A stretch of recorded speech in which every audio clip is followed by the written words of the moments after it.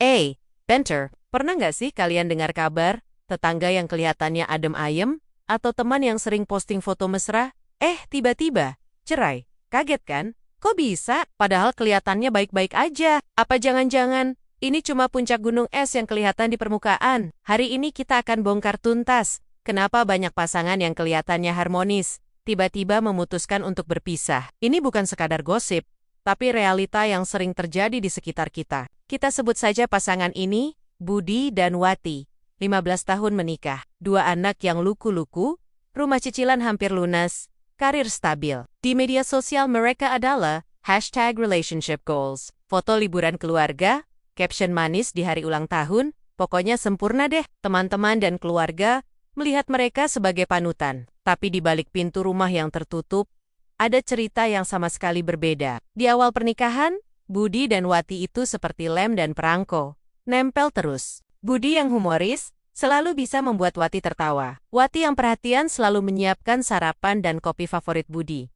Tapi seiring berjalannya waktu, rutinitas mulai mengambil alih. Budi sibuk mengejar target di kantor Siring Lember, pulang sudah larut malam dalam keadaan lelah. Wati juga sibuk mengurus anak-anak, sekolah mereka, les mereka, belum lagi urusan rumah tangga yang seolah nggak ada habisnya. Obrolan mereka yang dulu penuh tawa, kini berubah jadi sekadar checklist harian. Udah bayar tagihan listrik? Besok anak ada ulangan? Jangan lupa.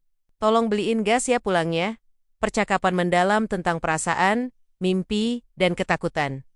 Perlahan lenyap. Mereka berkomunikasi, tapi tidak terkoneksi. Mereka tinggal di bawah atap yang sama, tidur di ranjang yang sama, tapi jiwa mereka terasa berjauhan. Budi merasa, aku kerja keras banting tulang juga buat keluarga.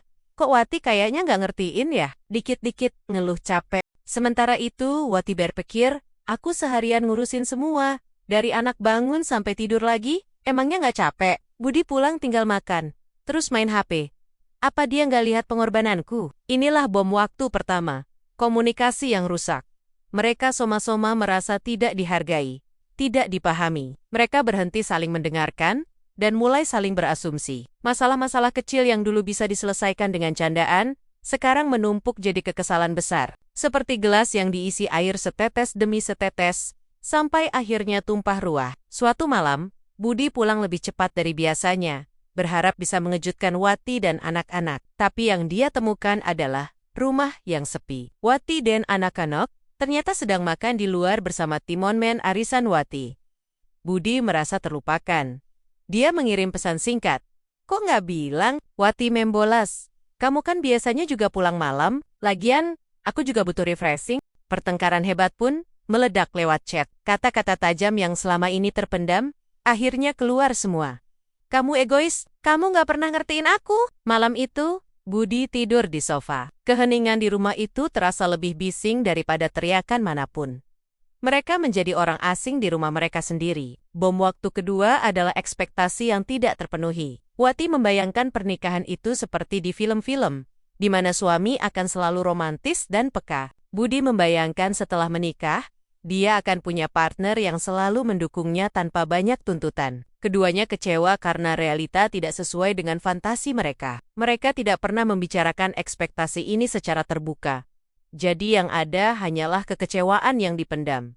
Waktu terus berjalan. Jarak di antara mereka semakin lebar. Budi mulai sering menghabiskan waktu dengan teman-teman kantornya setelah jam kerja. Katanya sih, untuk melepas penat, di sana, dia menemukan telinga yang mau mendengarkan keluh kesahnya tanpa menghakimi. Wati, di sisi lain, semakin aktif di komunitasnya, mencari pengakuan dan kebahagiaan yang tidak lagi ia temukan di rumah. Ini bukan tentang perselingkuhan fisik, tapi ini adalah awal dari perselingkuhan emosional. Mereka mulai mencari koneksi emosional di luar pernikahan, karena di dalam sudah terasa hampa. Ini adalah bom waktu ketiga, dan yang paling berbahaya, keterasingan emosional. Puncaknya terjadi di hari ulang tahun pernikahan mereka yang ke-15. Budi sudah menyiapkan hadiah mahal, sebuah tas bermerek yang Wati idam-idamkan. Dia pikir, ini akan memperbaiki segalanya. Tapi saat dia memberikan hadiah itu, reaksi Wati di luar dugaan. Wati hanya menatap tas itu dengan tatapan kosong, lalu berkata dengan suara bergetar, "Bukan ini yang aku butuhin, Mas. Aku butuh kamu."